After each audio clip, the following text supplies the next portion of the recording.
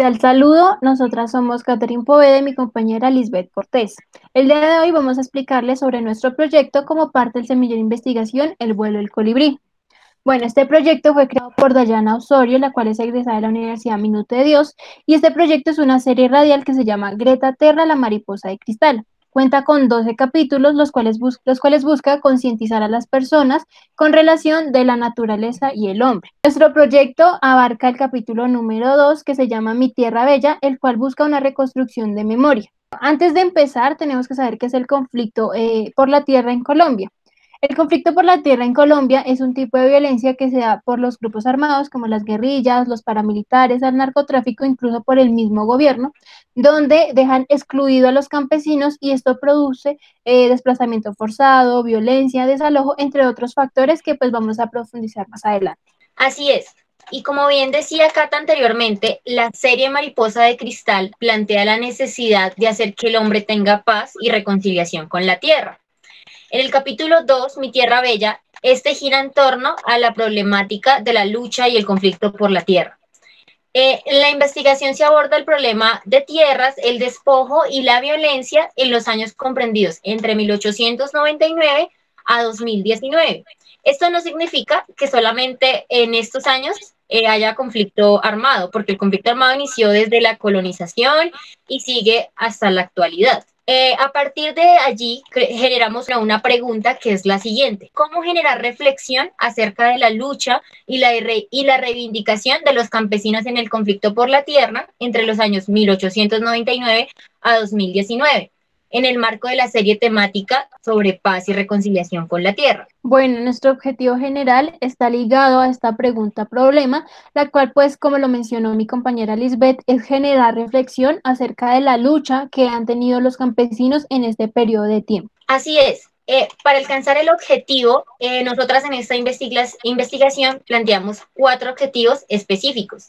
El primero es definir los momentos más importantes de la restitución de las tierras y la violencia que ha existido por ella misma. Como segundo, tenemos reconocer los hechos que han marcado el conflicto por la tierra. Tercero, tenemos analizar los datos recolectados para llegar a una conclusión. Por último y cuarto, estructurar los contenidos para poder visibilizar el capítulo 2, Mi Tierra Bella. Bueno, nuestra justificación para realizar este proyecto es que este trabajo se va a enfocar en entender los procesos que han realizado los gobiernos y cómo estos han beneficiado o afectado a los campesinos. Además de permitir reflexionar sobre estos sucesos y analizar las transformaciones que han tenido en la actualidad. Para la metodología de esta investigación, se ha hecho de manera descriptiva y cualitativa, y la hemos dividido en 4 fases, que son las siguientes.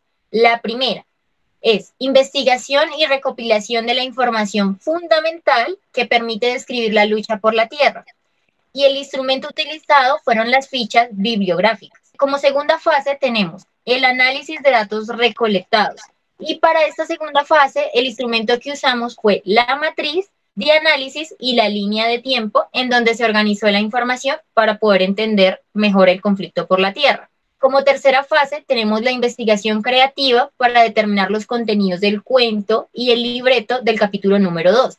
Y el instrumento para esta fase fue el taller creativo donde se estructuró la narrativa del cuento. Por último, la cuarta fase es: en esta fase se realiza la producción del capítulo. Con respecto al referente teórico, consultamos 4 lecturas, las cuales fueron fundamentales para nuestra investigación. Estas lecturas es Estudios sobre los orígenes del conflicto social armado, razones de sí persistencia y su efecto más profundo en la sociedad colombiana. Esta fue escrita por el autor Darío Fajardo, el cual es un antropólogo y profesor de la Universidad Externado. Además hizo un posgrado en Historia en la Universidad de California. Por otro lado, tenemos la lectura de Radiografía de la Restitución de Tierras en Colombia. Esta fue escrita por la Comisión Colombiana de Juristas, la cual trabaja sobre los derechos humanos en el país ante la crisis del conflicto por la tierra.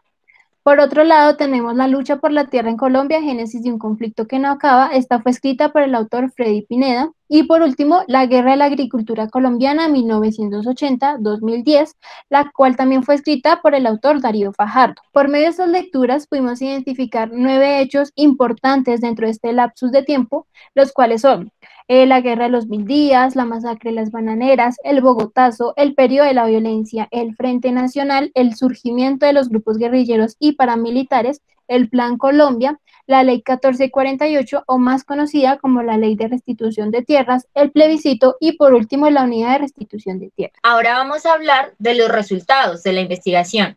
Como se ha mencionado y como ya lo tenemos claro, el uso de la violencia mediante el desalojo, las expropiaciones y asesinatos han sido usados para darle fuerza al despojo de tierras y asimismo a las personas también, para crear terrorismo en las diferentes zonas rurales del país. Entonces, ¿qué sucede en este caso?